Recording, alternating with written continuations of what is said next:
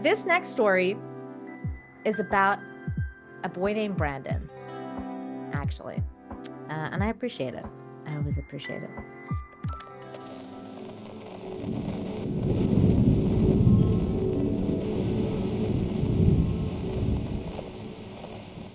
Hey everyone, thanks for joining me today for this highlight video of the Good News Infinite Hope live stream I do every Friday. Please be sure to smash the like, hit the subscribe button if you're new here, and share the video. Thank you so much. And let's just get right into it, shall we? Okay, so this is the first story we're gonna cover because it's kind of like archaeology stuff. Some old things were found, namely a sword. Diver finds 900-year-old sword wielded in the Crusades off the coast of ancient Israeli town. This is the sword here. Hold on, let me just scroll down here. There's the better picture of it. I thought this was so cool. I'm like, whoa, man. Here is another cool story. Wes Anderson designed a luxury train car, and it looks like something out of his movies. It hosted royalties and dignitaries and survived World War II bombing raids. So here's one of the pictures of inside the train car. It's so cool. Look at how much detail is in here. It's absolutely wonderful. This next story is about a boy named Brandon, actually. And I appreciate it. I always appreciate it. Nebraska teen runner helps competitor finish a race after he collapsed, forfeiting his own district medal. Brandon say they were excited to meet each other. Blake feeling better today, and Brandon saying he's just happy he was there to help. It's good to see you. I'm glad you're doing good. A runner's reunion. Burke sophomore Blake Cerveny and Bellevue East senior Brandon Shute meet again after fate brought them together at a district cross-country meet in Lincoln. I just really appreciate what he did, and I'm gonna remember that. It happened Thursday, nearing the end of a 3.1-mile race, and with the finish line in sight, Cerveny fell to the ground for the fourth and final time. My legs gave out on me, and I fell to the ground, my hands hit. He wasn't down for long. Without hesitation, Shute scooped up Cerveny, helping his fellow runner. Everybody wanted to go out fast, Everybody wants to, hope that they're going to make state. Shute's cross-country head coach Rachel Kerher says she's not surprised Shute lent a helping hand. Brandon is an excellent person. He's really kind, a great leader on the team. Just 3 weeks ago, Shute was in Blake's shoes, unable to finish his heat. I felt awful about not finishing. I felt like I was letting my teammates down, and I was letting myself down. So ultimately, I made the call. Making sure Cerveny finished his. That's what cross-country is. It doesn't matter who you're going up against or the people that you're around. Because of what Brandon did, Blake says that if he sees a runner that needs a helping hand, he won't hesitate. Waverly Monroe, KETV, Newswatch 7. See, that's why it's good to do good things, because you never know how one person can be affected and then how they can play it forward, right? Or pay it forward. Yeah, so good things happening. People being good. People being good people. People doing good things. Here's another couple of people doing good things, which is always nice to see. New Jersey brothers walked to California and raised $70,000 for restaurant workers like them. Okay, so this is the next story, and this is the story that I highlighted for today because I believe that we don't see too much love for the police out there in the world, especially when, politicians and everyone wants to just paint them in a bad light. The other night, the president said something bad about law enforcement and people in law enforcement and firefighters, first responders specifically, who are refusing to get the jab, and how they should be fired. I don't believe in that kind of stuff, and I would like to highlight this man who, if he wasn't there, the outcome of this story could have been a tragic one. It could have been a very different kind of story had he not been there. And we need all the people that we can get when it comes to fighting real dangers, real present dangers like fire, like a house fire.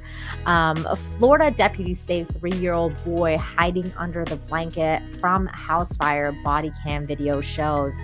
We're gonna play some of the video. I'm not gonna play the whole thing because it's very long, and I'll just play the part where he rescues the kid because you'll kind of get the gist. And also the video is very shaky, so it's kind of like the Blair Witch Project. I don't want you guys to feel sick watching this. So if you want to watch it though, I do recommend you do watch it because it really shows what a person like him goes through when a situation like this happens. The link is in the description. That's why I put my articles that I talk about in the description so people can actually access it and focus on it, and if they want to send it to other people that they can. So the story goes, a Florida deputy ran into a burning home on Sunday and rescued a 3-year-old boy who was hiding from the fire smoke underneath the blanket, authorities said. K-9 Deputy First Class Marcus Dawson responded to the home in the west section of Palm Coast after a neighbor reported that a fire appeared to have broken out in the kitchen. The Flagler County Sheriff's Office said the neighbor told Dawson that he hadn't seen the 3 people who lived there that day. Dawson checked the home from the outside and saw that a fire on the stove was spreading to the kitchen cabinets, the sheriff's office said. Dawson yelled commands into the home but didn't get a response. He saw dogs barking at the rear screen door as a black smoke filled the home.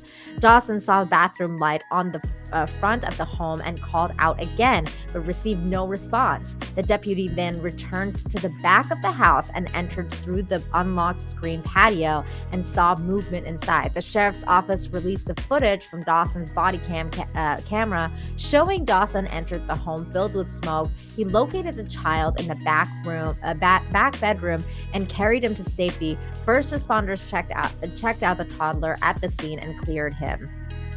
Without DFC Dawson immediately running towards danger, even without the safety respirator, this could have been a much different outcome, Sheriff Rick Stalley said.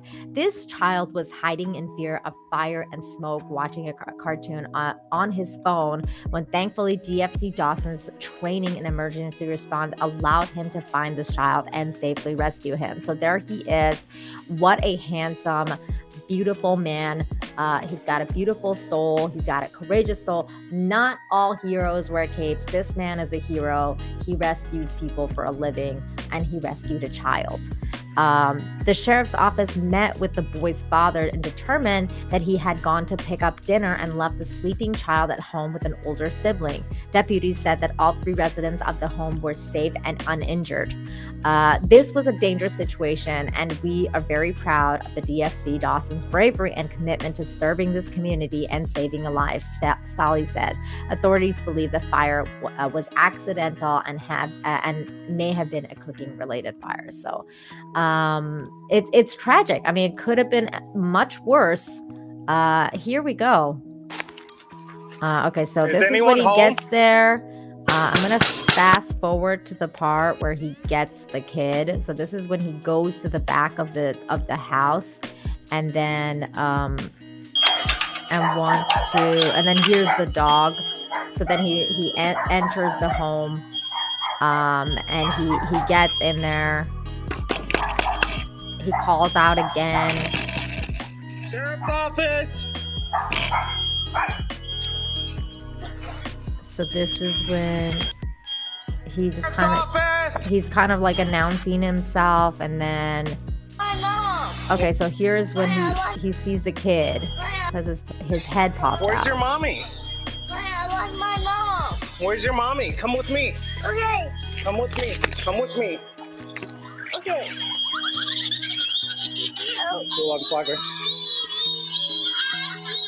That's so scary that the kid was just like under the blankets, like watching cartoons while there's fire going on. That's I don't know. scary. I just saw him on the back bedroom. Hey, you grab him out of the dust, Hey, you want to sit down? Hang out with me? You want to hang out with her? Come on. Here's his phone, Kayla. All right, come here. You want to hang out with me? Come on. So yeah, and then he goes back to the house to check more about what's going on, and then the video like kind of like shows when he's explaining to the fire department what he did and what happened and how he basically saw the kid. No problem. I went to the front door. I saw it was open, and I saw where the fire was, so I kept it closed so I didn't vent it. Yeah, no. I came back around because I heard the dogs, and I saw a little head pop up. It was under the covers.